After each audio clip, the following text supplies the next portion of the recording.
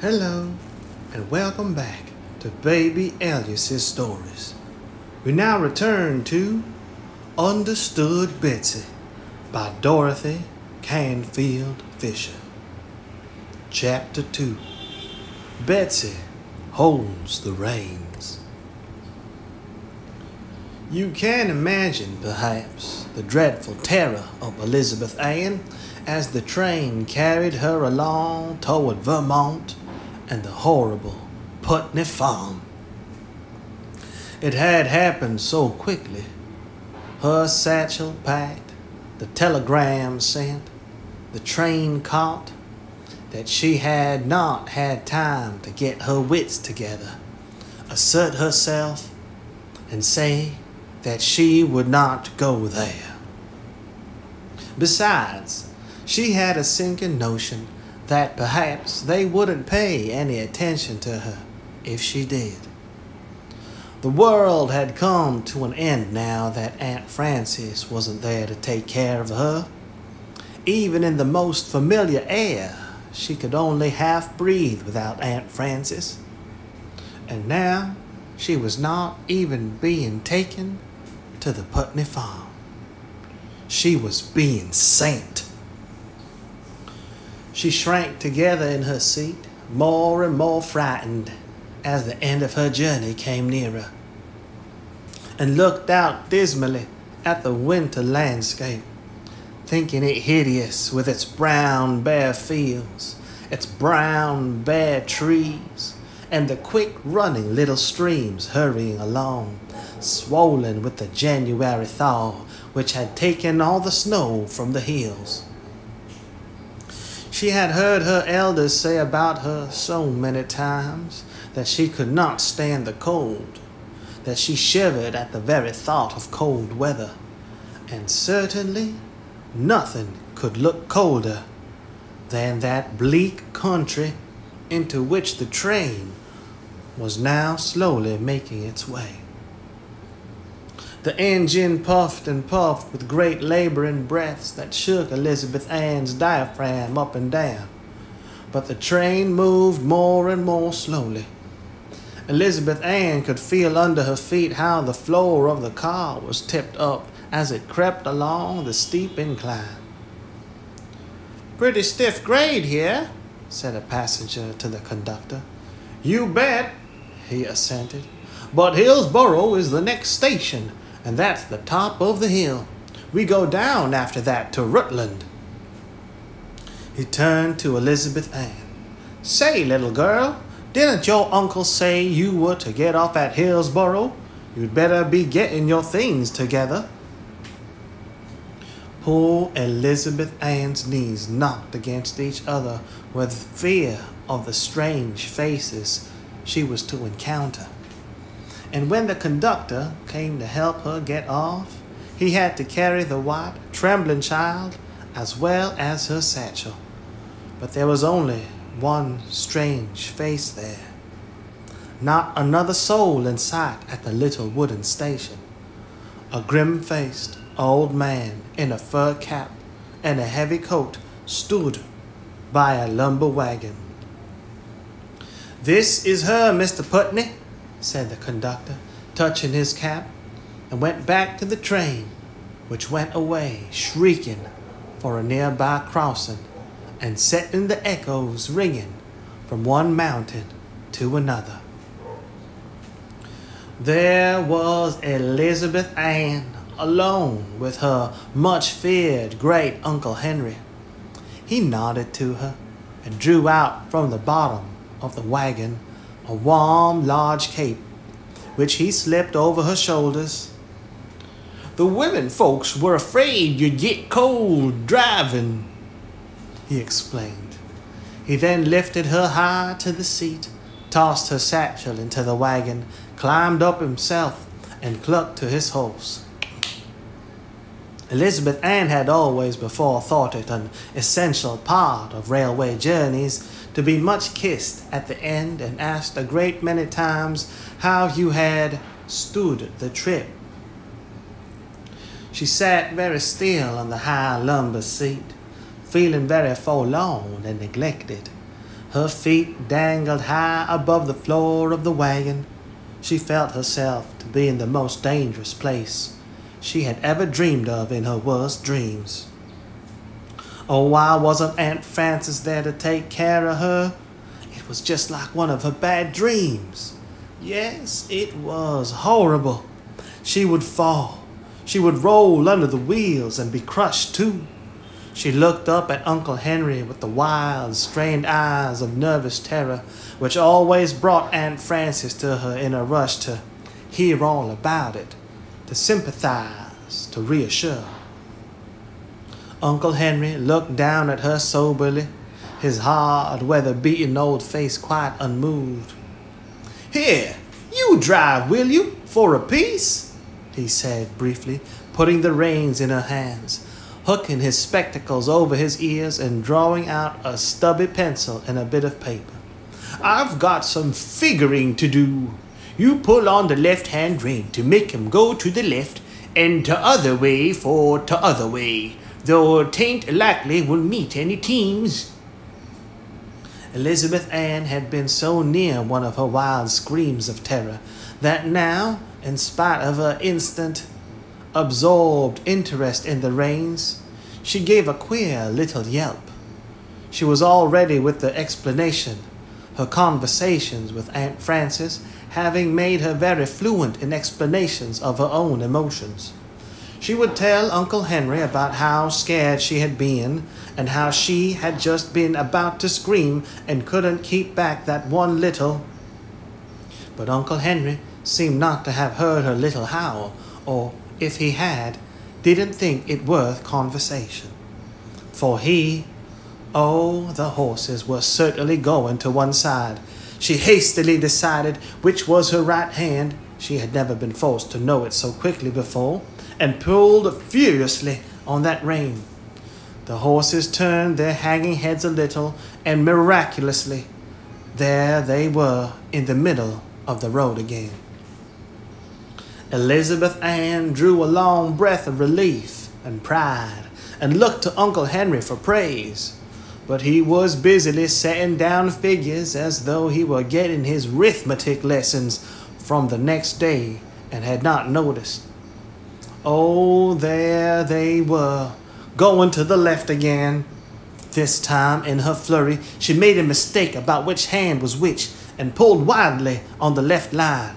The horses docilely walked off the road into a shallow ditch. The wagon tilted. Help!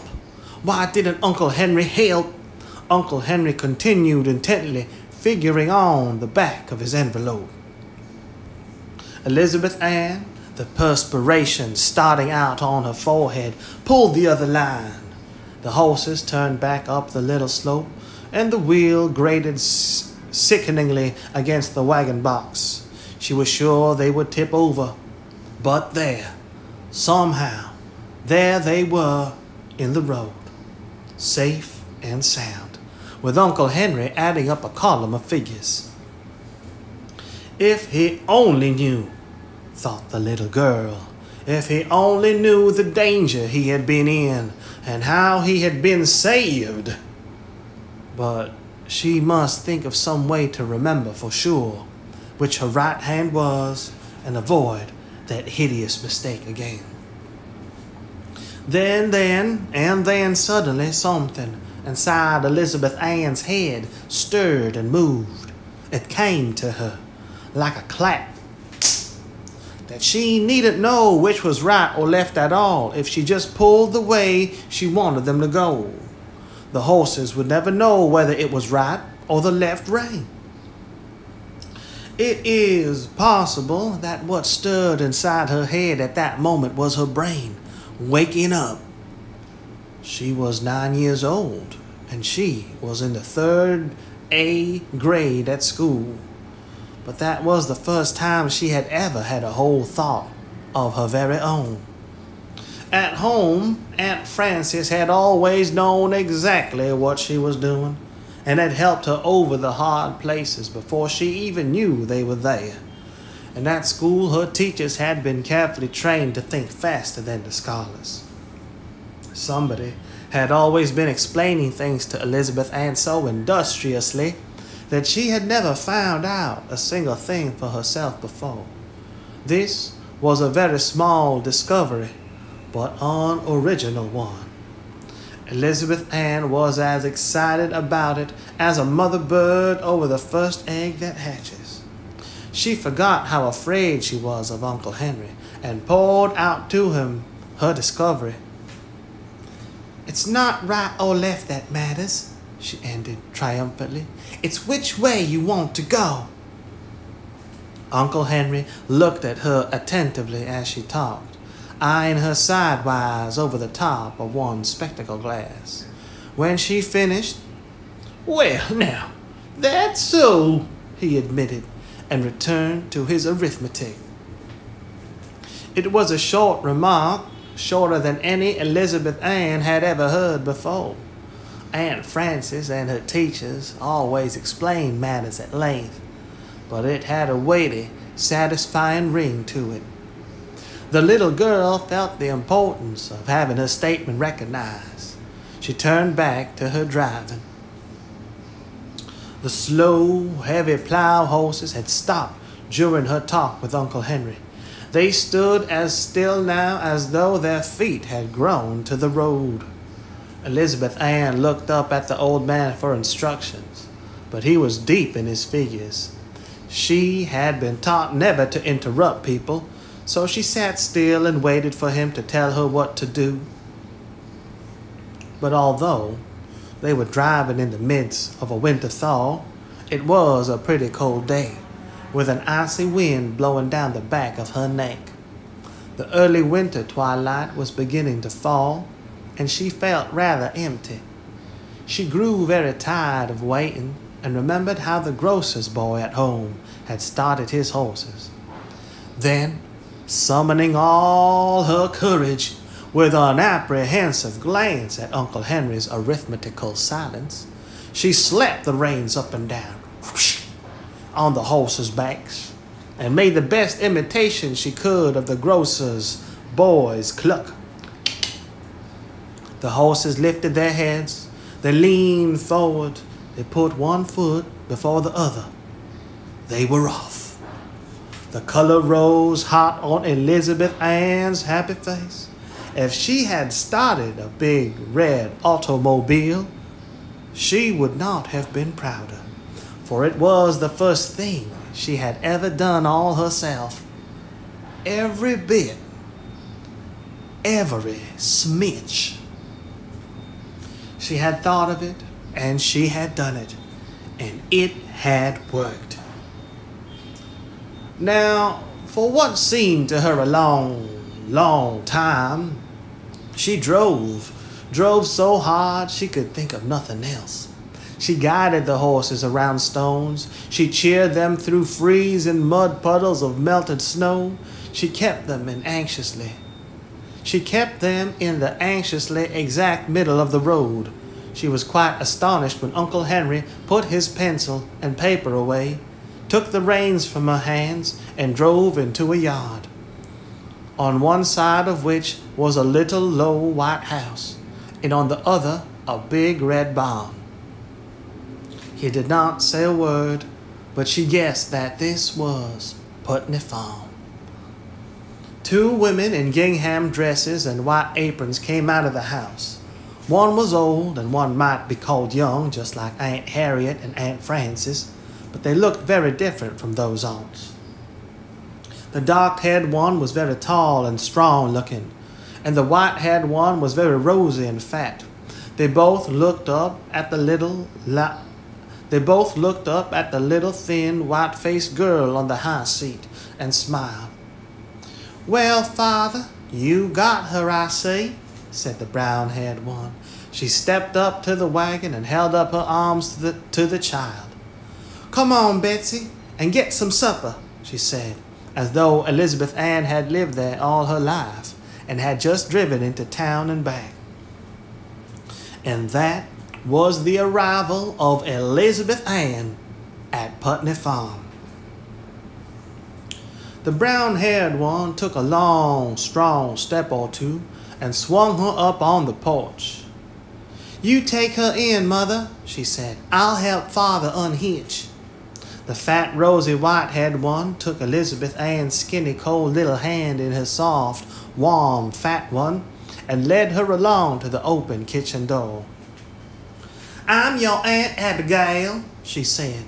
"Your mother's aunt, you know, and that's your cousin Anne that lifted you down, and if it was your Uncle Henry that brought you out from town." She shut the door and went on. "I don't know if your Aunt Harriet ever happened to tell you about us, and so—" Elizabeth Ann interrupted her hastily, the recollection of all Aunt Harriet's remarks vividly before her.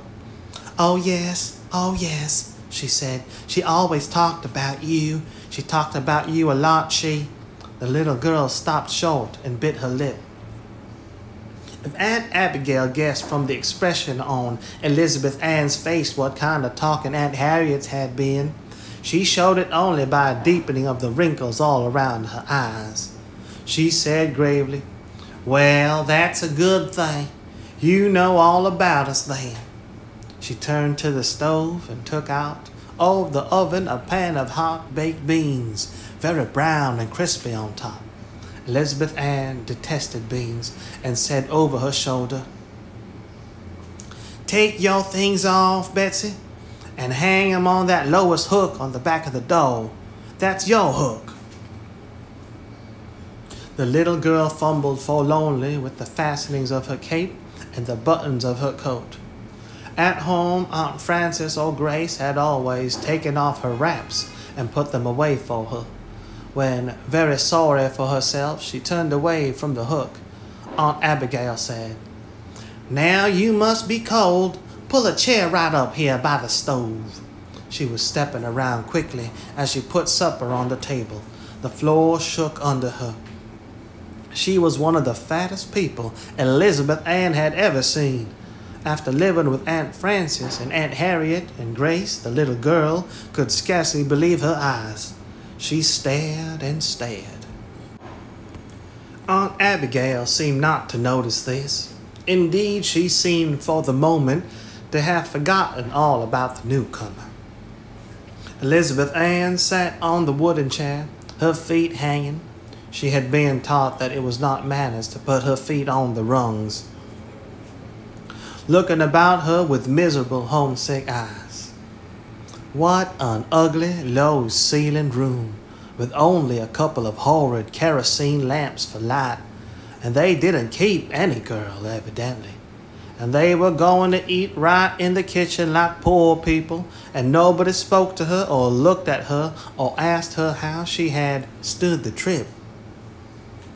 And here she was, millions of miles away from Aunt Frances, without anybody to take care of her.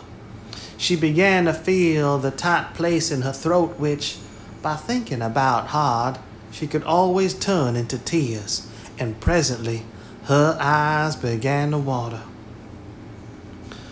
Aunt Abigail was not looking at her at all, but she now stopped short in one of her rushes to the table, set down the butter plate she was carrying, and said, "There." As though she had forgotten something, she stopped. It was perfectly amazing how spry she was, and pulled out from under the stove a half-grown kitten, very sleepy, yawning and stretching and blinking its eyes. "There, Betsy," said Aunt Abigail, putting the yellow and white ball into the child's lap.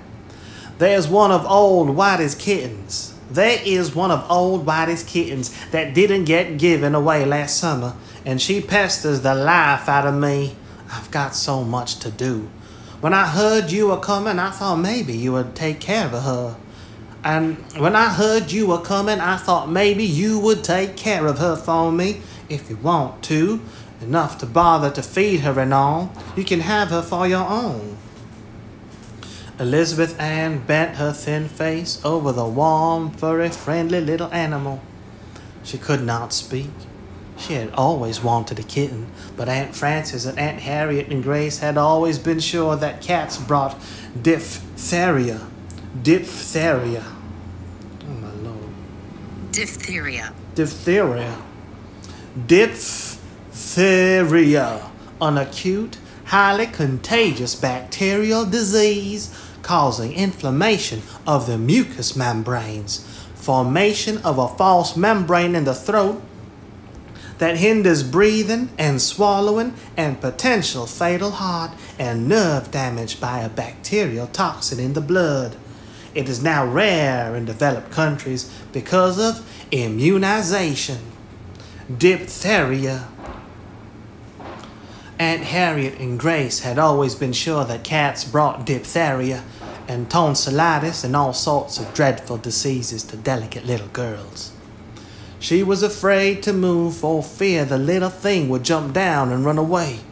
But as she bent cautiously toward it, the necktie of her middy blouse fell forward, and the kitten, in the middle of a yawn, struck swiftly at it with a soft paw. Then, still too sleepy to play, it turned its head and began to lick Elizabeth Ann's hand with a rough little tongue. Perhaps you can imagine how thrilled the little girl was at this. She held her hand perfectly still until the kitten stopped and began suddenly washing its own face. And then she put her hands under it and very awkwardly lifted it up, burying her face in the soft fur. The kitten yawned again, and from the pink-lined mouth came a fresh, milky breath. "Oh," said Elizabeth Ann under her breath. "Oh, you darling." The kitten looked at her with bold, speculative eyes. Elizabeth Ann looked up now at Aunt Abigail and said, "What is its name, please?" But the old woman was busy turning over a griddle full of pancakes and did not hear. On the train, Elizabeth Ann had resolved not to call these hateful relatives by the same name she had for dear Aunt Frances. But she now forgot that resolution and said again, "Oh, Aunt Abigail, what is its name?" Aunt Abigail faced her blankly. "Name?" she asked. "Whose? Oh, the kitten's? Goodness, child, I stopped racking my brain for kitten names 60 years ago. Name it yourself. It's yours." Elizabeth Ann had already named it in her own mind, the name she had always thought she would call a kitten by if ever she had one. It was Eleanor, the prettiest name she knew. Aunt Abigail pushed a pitcher toward her. "There's the cat saucer under the sink. Don't you want to give it some milk?" Elizabeth Ann got down from her chair, poured some milk into the saucer, and called, "Here, Eleanor! Here, Eleanor!" Aunt Abigail looked at her sharply out of the corner of her eye, and her lips twitched. But a moment later her face was immovably grave as she carried the last plate of pancakes to the table. Elizabeth Ann sat on her heels for a long time, watching the kitten lap the milk, and she was surprised when she stood up to see that Cousin Ann and Uncle Henry had come in, very red-cheeked from the cold air. "Well, folks," said Aunt Abigail, "don't you think we've done some lively stepping around, Betsy and I, to get supper all on the table for you?" Elizabeth Ann stared. What did Aunt Abigail mean? She hadn't done a thing about getting supper, but nobody made any comment, and they all took their seats and began to eat. Elizabeth Ann was astonishingly hungry, and she thought she could never get enough of the creamed potatoes, cold ham, hot cocoa, and pancakes. She was very much relieved that her refusal of beans caused no comment. Aunt Frances had always tried very hard to make her eat beans because they have so much protein in them. And growing children need protein. Elizabeth Ann had heard this said so many times she could have repeated it backward, but it had never made her hate beans any less. However, nobody here seemed to know this, and Elizabeth Ann kept her knowledge to herself. They had also evidently never heard how delicate her digestion was, for she never saw anything like the number of pancakes they let her eat. All she wanted. She had never heard of such a thing. They still did not ask her how she had stood the trip. They did not indeed ask her much of anything or pay very much attention to her beyond filling her plate as fast as she emptied it. In the middle of the meal, Eleanor came, jumped into her lap and curled down purring.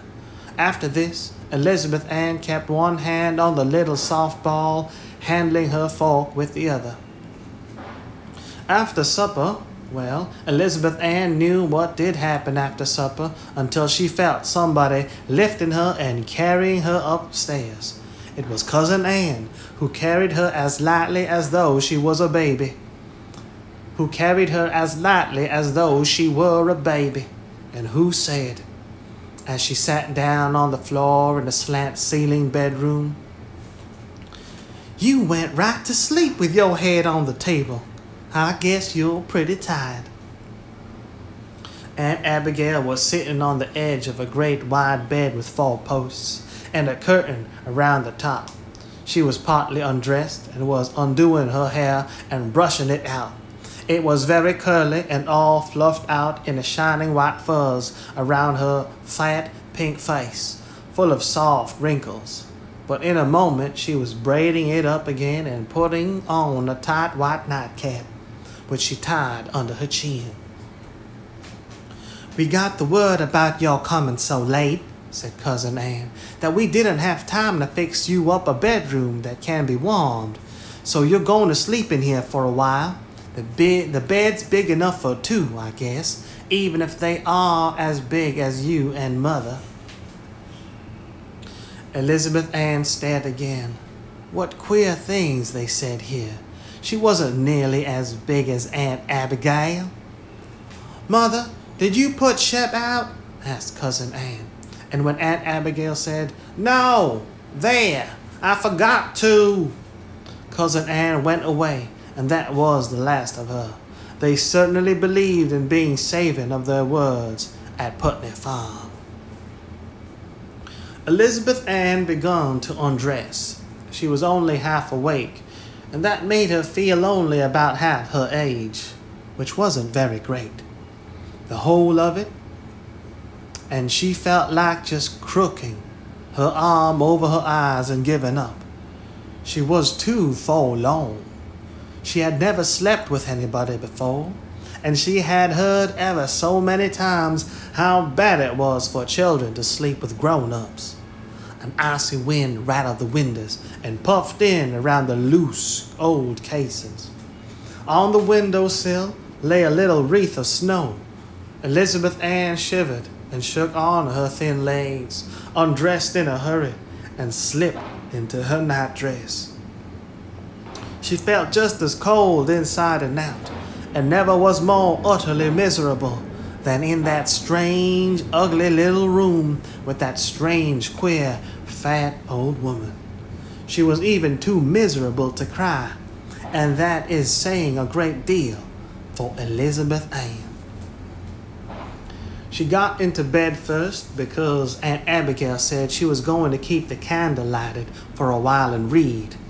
"And anyhow," she said, "I'd better sleep on the outside to keep you from rolling out." Elizabeth Ann and Aunt Abigail lay very still for a long time. Aunt Abigail reading out of a small, worn, old book. Elizabeth Ann could see its title, Essays of Emerson. A book with that name had always laid on a center table at Aunt Harriet's house, but that copy was all new and shiny, and Elizabeth Ann had never seen anybody look inside it. It was a very dull-looking book, with no pictures and no conversations. The little girl lay on her back, looking up at the cracks in the plaster ceiling and watching the shadows sway and dance as the candle flickered in the gusts of cold air. She herself began to feel a soft, pervasive warmth. Aunt Abigail's great body was like a stove. It was very, very quiet, quieter than any place Elizabeth Ann had ever known, except church, because a trolley line ran past Aunt Harriet's house, and even at night there were always more or less hangings and rattlings. Here, there was not a single sound except the soft, whispering noise when Aunt Abigail turned over a page as she read steadily and silently forward in her book. Elizabeth Ann turned her head so that she could see the round, rosy old face, full of soft wrinkles, and the calm, steady old eyes which were fixed on the page. And as she lay there in the warm bed, watching that quiet face, something very queer began to happen to Elizabeth Ann. She felt as though a tight knot inside her, was slowly being untied. She felt, what was it she felt? There are no words for it. From deep within her, something rose up softly. She drew one or two long, half-sobbing breaths. Aunt Abigail laid down her book and looked over at the child.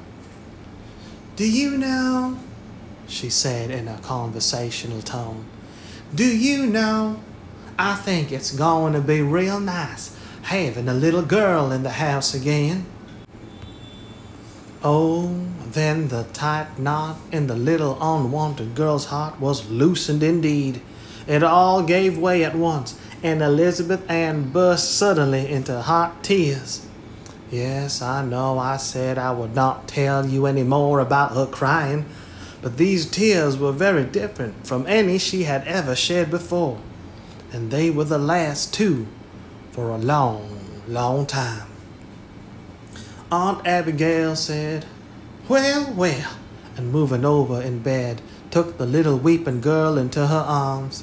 She did not say another word then, but she put her soft, withered old cheek close against Elizabeth Ann's, till the sobs began to grow less, and then she said, "I hear your kitty crying outside the door.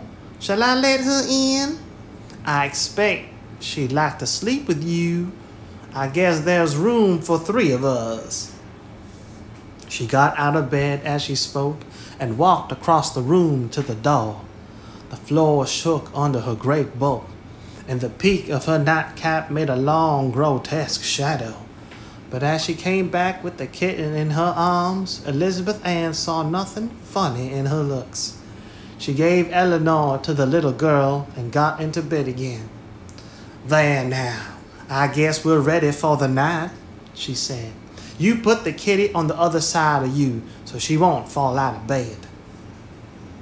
She blew the light out and moved over a little closer to Elizabeth Ann, who immediately was enveloped in that delicious warmth. The kitten curled up under the little girl's chin. Between her and the terrors of the dark room loomed the rampant of Aunt Abigail's great body. Elizabeth Ann drew a long, long breath, and when she opened her eyes, the sun was shining in at the window. Chapter 3. A Short Morning. Aunt Abigail was gone. Eleanor was gone. The room was quite empty, except for the bright sunshine pouring in through the small paned windows. Elizabeth Ann stretched and yawned and looked about her. What funny wallpaper it was, so old-fashioned looking.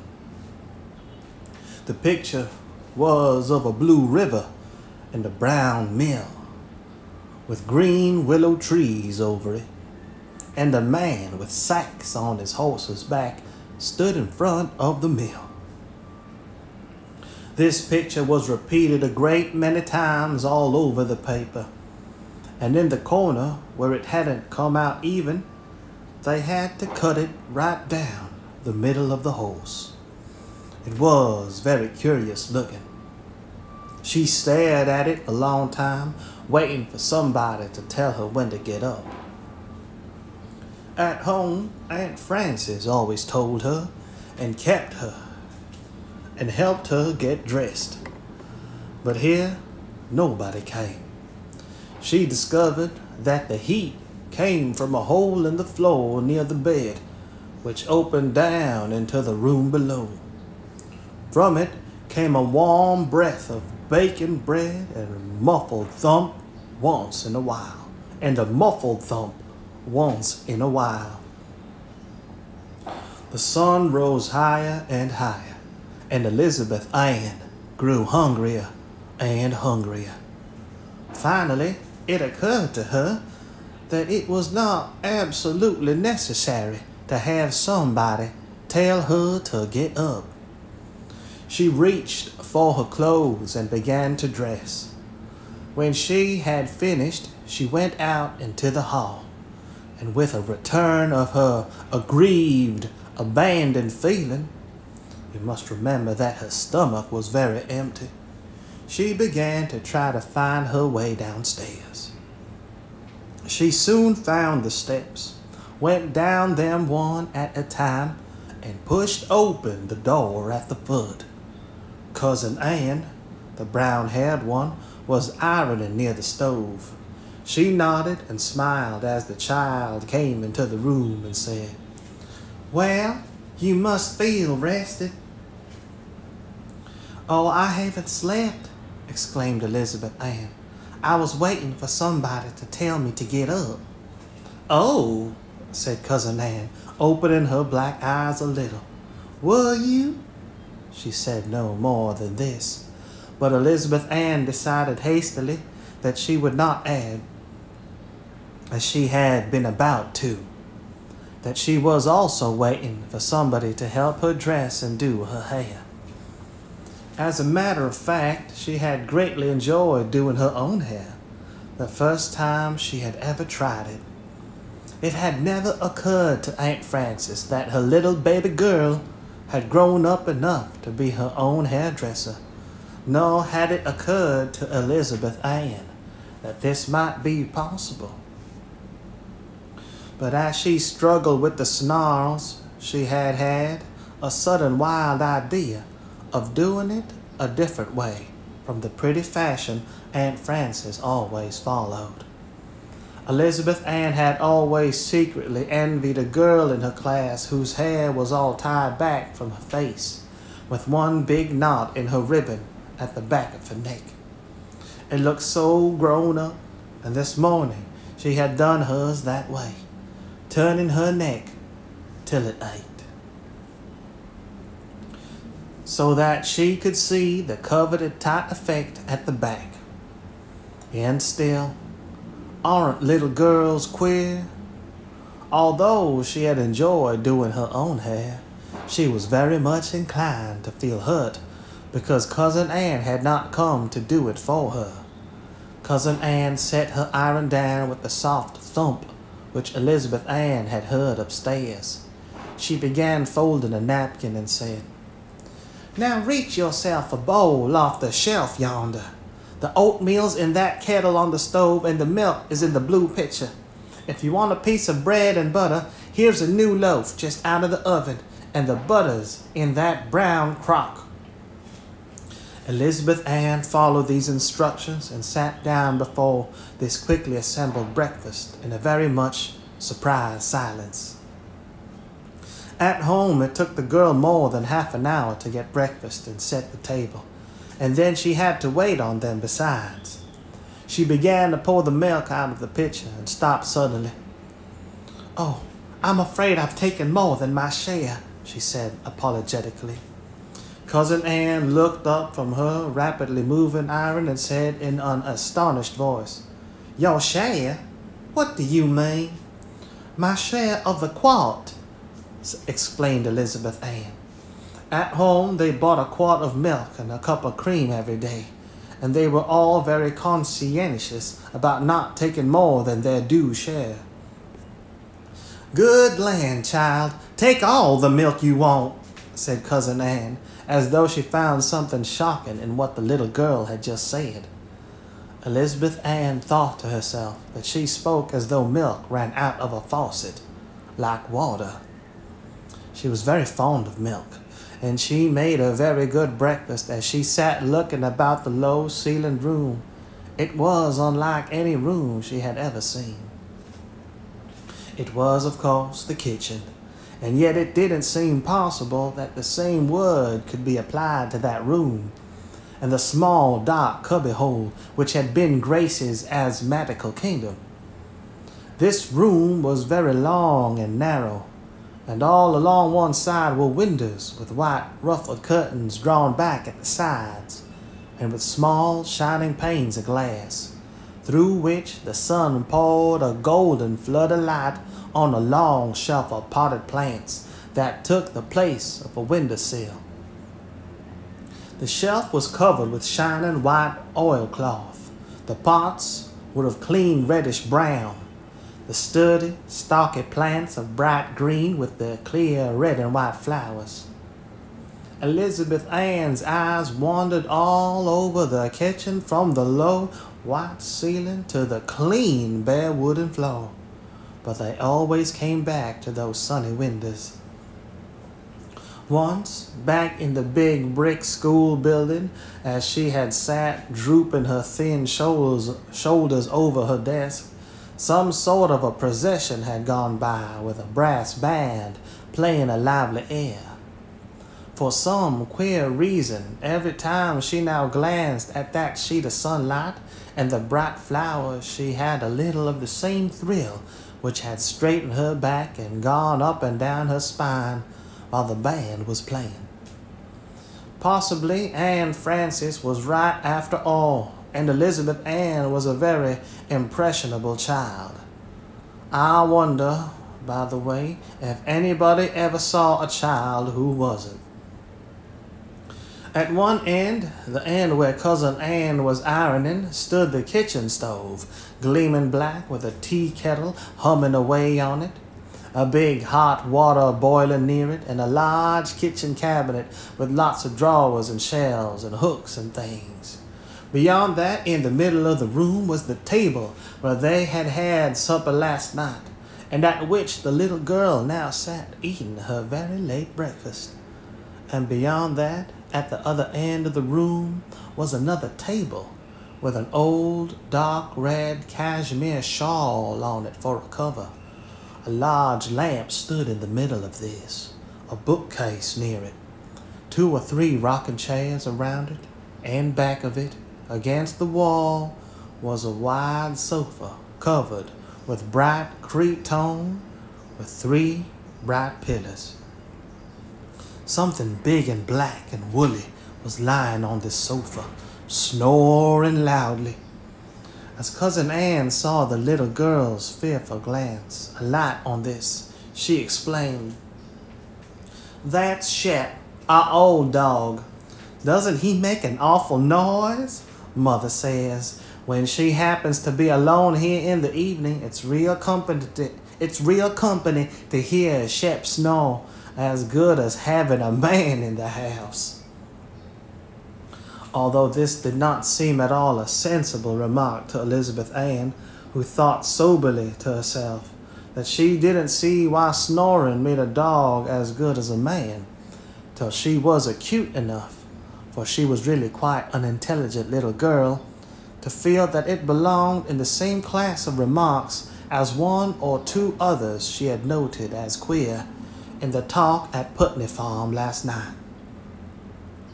This variety of talk was entirely new to her, nobody in Aunt Harriet's conscientious household ever making anything but plain statements of fact. It was one of the queer Putney ways which Aunt Harriet had forgotten to mention. It is possible that Aunt Harriet had never noticed it. When Elizabeth Ann finished her breakfast, Cousin Ann made 3 suggestions, exactly the same accent for them all. She said, Wouldn't you better wash your dishes up now before they get sticky? And don't you want one of those red apples from the dish on the side table? And then maybe you'd like to look around the house so's to know where you are. Elizabeth Ann had never washed a dish in all her life, and she had always thought that nobody but poor ignorant people who couldn't afford to hire girls did such things. And yet, it was odd She did not feel like saying this to Cousin Anne, who stood there so straight in her gingham dress and apron with her clear, bright eyes and red cheeks. Besides this feeling, Elizabeth Ann was overcome with embarrassment at the idea of undertaking a new task in that casual way. How in the world did you wash dishes? She stood rooted to the spot, irresolute, horribly shy and looking, though she did not know it, very clouded and sullen. Cousin Anne said briskly, holding an iron up to her cheek to see if it was hot enough, "Just take them over to the sink there and hold them under the hot water faucet. They'll be clean in no time. The dish towels are those hanging on the rack over the stove." Elizabeth Ann moved promptly over to the sink, as though Cousin Anne's words had shoved her there, and before she knew it, her saucer, cup, and spoon were clean, and she was wiping them on a dry checkered towel. "The spoon goes in the side table drawer with the other silver, and the saucer and cup in those shelves there behind the glass doors where the china belongs," continued Cousin Anne, thumping hard with her iron on a napkin and not looking up at all. "And don't forget your apple as you go out. Those northern spies are just getting to be good about now. When they first come off the tree in October, you could shoot them through an oak plank." Now Elizabeth Ann knew that this was a foolish thing to say, since of course an apple never could go through a board, but something that had always been sound asleep in her brain woke up a little bit and opened one eye, for it occurred dimly to Elizabeth Ann that this was a rather funny way of saying that northern spies were very hard when you first picked them in the autumn. She had to figure it out for herself very slowly, because it was a new idea to her, and she was halfway through her tour of inspection of the house before there glimmered on her lips, in a faint smile, the first recognition of humor in all her life. She felt a momentary impulse to call down to Cousin Anne that she saw the point, but before she had taken a single step toward the head of the stairs, she had decided not to do this. Cousin Anne, with her bright dark eyes and her straight back and her long arms and her way of speaking as though it never occurred to her that you wouldn't do just as she said, Elizabeth Ann was not very sure that she liked Cousin Anne, and she was very sure that she was afraid of her. So she went on, walking from one room to another, industriously eating the red apple, the biggest she had ever seen. It was the best, too, with its crisp, white flesh and the delicious sour sweet juice which made Elizabeth Ann feel with each mouthful like hurrying to take another. She did not think much more of the other rooms in the house than she had of the kitchen. There were no draped throws over anything. There were no lace curtains at the windows, just dotted Swiss like the kitchen. All the ceilings were very low. The furniture was all of dark wood and very old looking. What few rugs there were of bright colored rags. The mirrors were queer and old, with funny old pictures at the top. There wasn't a brass bed in any of the bedrooms, just old wooden ones with posts and curtains round the tops. And there was not a single plush portiere in the parlor, whereas at Aunt Harriet's there had been 2 sets for that one room. She was relieved at the absence of a piano and secretly rejoiced that she would not need to practice. In her heart, she had not liked her music lessons at all, but she had never dreamed of not accepting them from Aunt Frances as she accepted everything else. Also, she had liked to hear Aunt Frances boast about how much better she could play than other children of her age. She was downstairs by this time, and opening a door out of the parlor, found herself back in the kitchen. and the long line of sunny windows and the bright flowers giving her that quick little thrill again. Cousin Ann looked up from her ironing, nodded, and said, "All through? You'd better come in and get warmed up. Those rooms get awfully cold these January days. Winters we mostly use this room so's to get the good of the kitchen stove," she added after a moment, during which Elizabeth Ann stood by the stove, warming her hands. "There's one place you haven't seen yet, the milk room. Mother's down there now, churning. That's the door, the middle one." Elizabeth Ann had been wondering where in the world Aunt Abigail was, so she stepped quickly to the door and went down the cold, dark stairs she found there. At the bottom was a door, locked, apparently, for she could find no fastening. She heard steps inside. The door was briskly cast open, and she almost fell into the arms of Aunt Abigail, who caught her as she stumbled forward, saying, "Well, I've been expecting you down here for a long time. I never saw a little girl yet who didn't like to watch butter making. Don't you love to run the butter worker over it? I do myself, for all I'm 72. "I don't know anything about it," said Elizabeth Ann. "I don't know what you make butter out of. We always bought ours." "Well, for goodness sakes," said Aunt Abigail. She turned and called across the room, "Henry, did you ever? Here's Betsy saying she don't know what we make butter of. We don't know what we make butter out of. She actually never saw anybody making butter." Uncle Henry was sitting down near the window, turning the handle to a small barrel swung between two uprights. He stopped for a moment and considered Aunt Abigail's remark with the same serious attention he had given to Elizabeth Ann's discovery about left and right. Then he began to turn the churn over and over again and said peaceably, "Well, Mother, you never saw anybody laying asphalt pavement, I'll warrant you, and I suppose Betsy knows all about that." Elizabeth Ann's spirits rose. She felt very superior indeed. "Oh, yes," she assured them. "I know all about that. Didn't you ever see anybody doing that?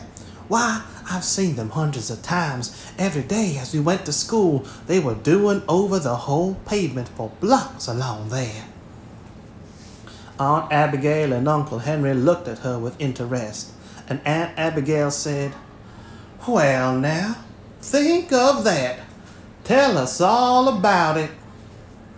"Why, there's a big black sort of wagon," began Elizabeth Ann, "and they run it up and down and pour out the black stuff on the road, and that's all there is to it." She stopped rather abruptly, looking uneasy. Uncle Henry inquired, "Now there's one thing I've always wanted to know. How do they keep that stuff from hardening on them? How do they keep it hot?" The girl looked blank. "Why, a fire, I suppose," she faltered, searching her memory desperately, and finding there only a dim recollection of a red glow somewhere connected with the familiar scene at which she had so often looked with unseeing eyes. "Of course a fire," agreed Uncle Henry. "But what do they burn in it? Coke or coal or wood or charcoal? And how do they get any draft to keep it going?" Elizabeth Ann shook her head. I never noticed," she said. Aunt Abigail asked her now, "What do they do to the road before they pour it on?" "Do?" said Elizabeth Ann. "I didn't know they did anything." "Well, they can't pour it right on a dirt road, can they?" asked Aunt Abigail.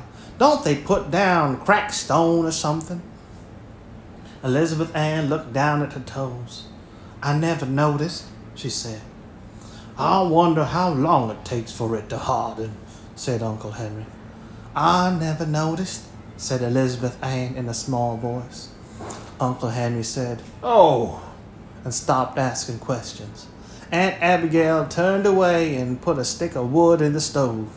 Elizabeth Ann did not feel very superior now, and when Aunt Abigail said, "Now the butter's beginning to come. Don't you want to watch and see everything I do, so's you can answer if anybody asks you how butter is made?"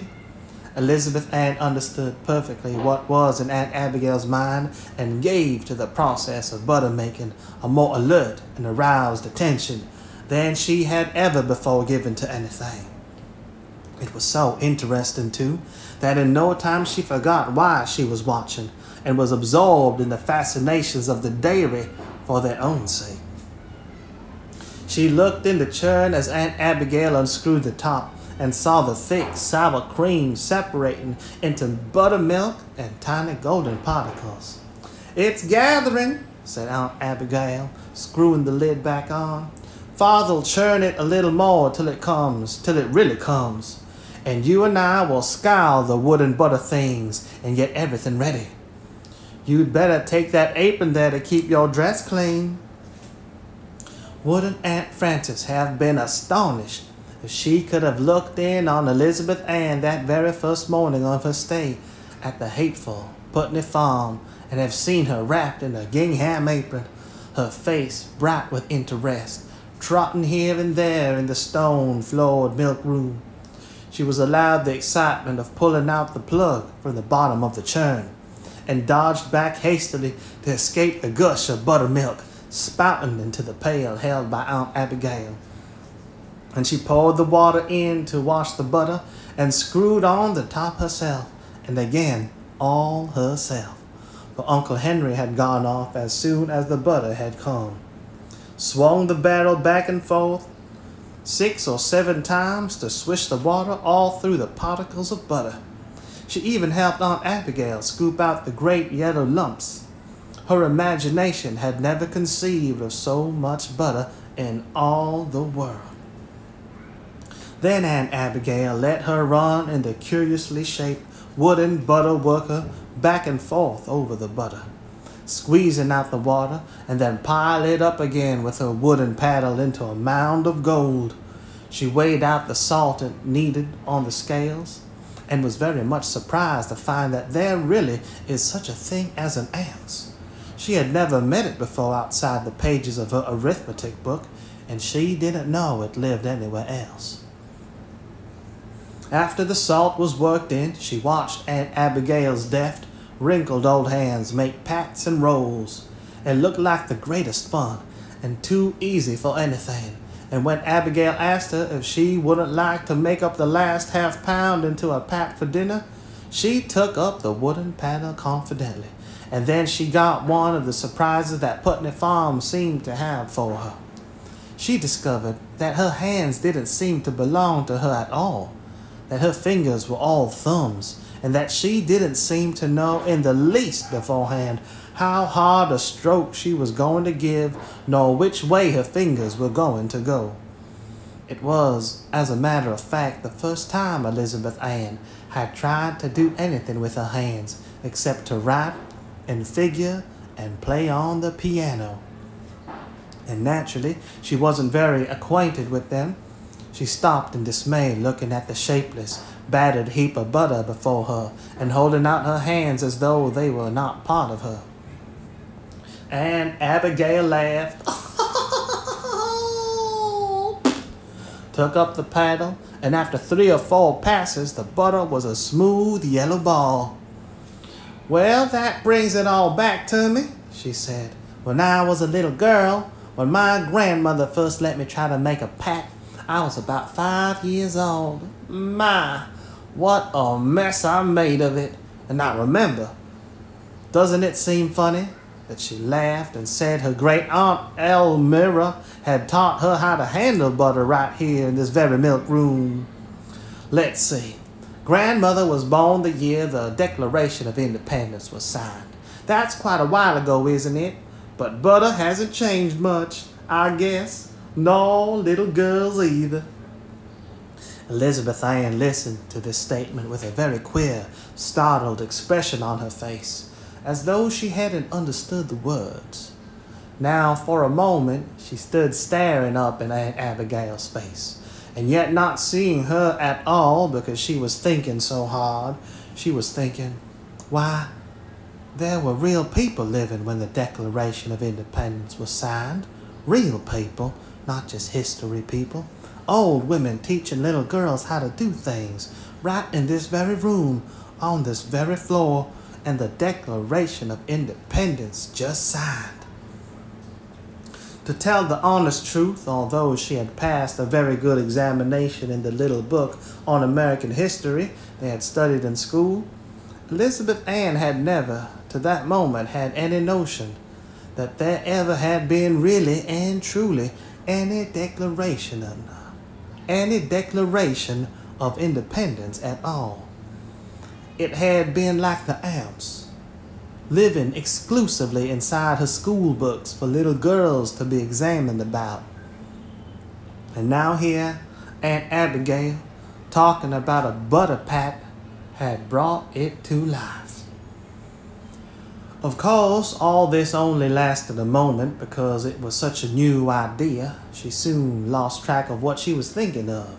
She rubbed her eyes as though she were coming out of a dream. She thought confusedly, what did butter have to do with the Declaration of Independence? Nothing, of course. It couldn't. And the whole impression seemed to pass out of her mind. But it was an impression which was to come again and again during the next few months.